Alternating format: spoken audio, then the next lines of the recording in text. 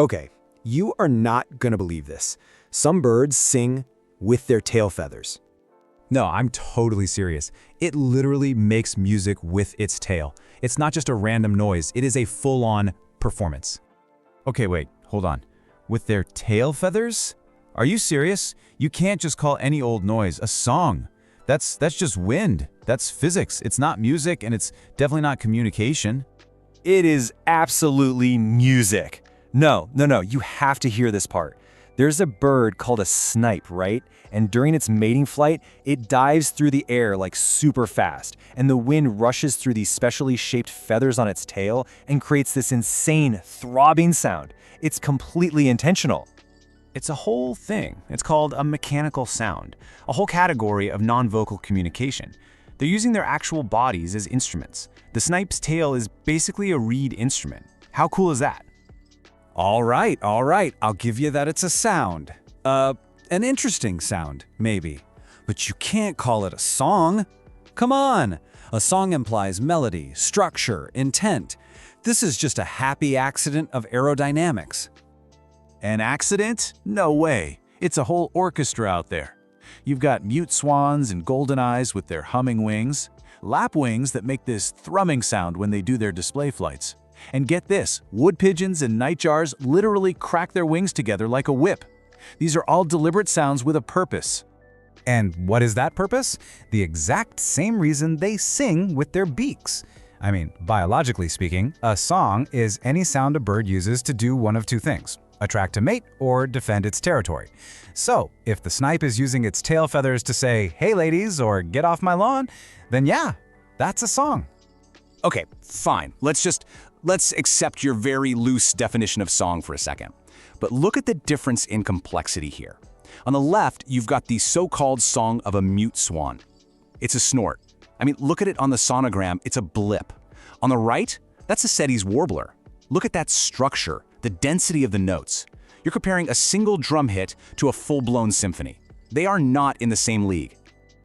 Okay, I see your point about complexity, but that's a whole different conversation.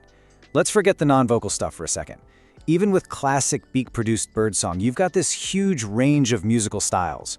It's like you've got your pop stars, and then you've got your free-form jazz musicians. All right, go on. So your pop stars, the repeaters, they basically have one hit song on a loop. You know, a blue tit or a chaffinch. They just sing the same short verse over and over and over. But the changers, your improvisers, a blackbird or a nightingale, they're basically making up a new verse every single time. It's a totally different level of artistry. Exactly! And then you get the song thrush, who's like a DJ. He'll take one little phrase, repeat it a few times to get the crowd going, you know? And then bam! Switch to a totally new riff. It's structured. It's musical. Fine, I'll give you complexity. It's there, but it gets even crazier than that. You take one of your so-called simple repeaters, like the corn bunting. Turns out, different populations have their own local dialects. It's like they have regional accents. The buntings from this valley don't sound exactly like the ones from a few miles away. Okay, but let's just push pause on artistry and accents for a minute. Let's talk about what's really going on here.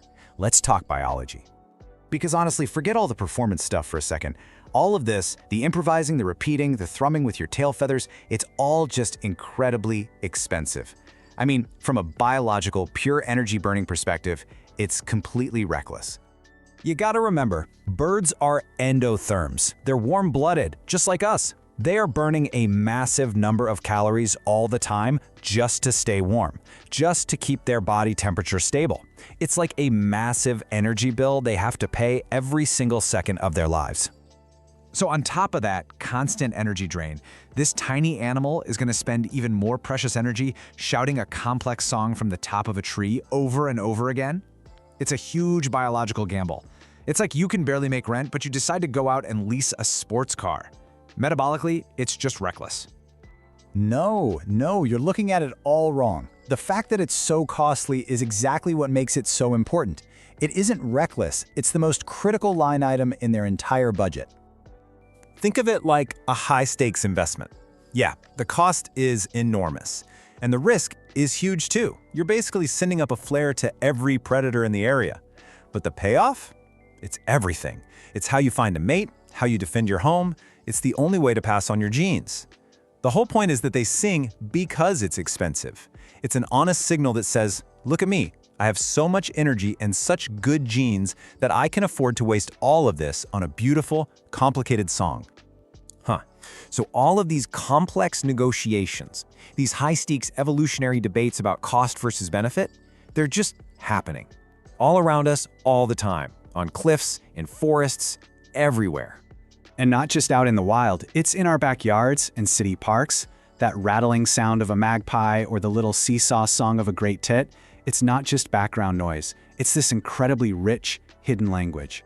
So if a bird can make music with its wings, and another one has a local accent, and it's all tied to this universal biological gamble for survival, it really makes you wonder, right? What other unbelievably complex conversations are happening all around us every single day that we're completely deaf to? What else are we missing?